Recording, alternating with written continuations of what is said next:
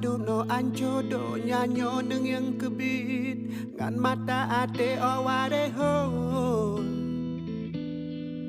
oware ho Penyang tapu buat karap mandum hanya dak kebuat ada bumo nyang kadimo oware ho oware ho Puji oh badanganga puji oh badanganga puji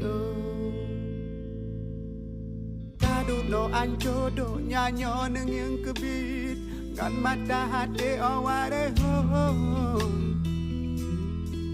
oware ho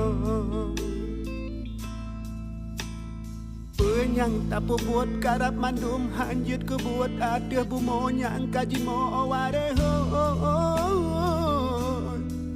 oware ho Puji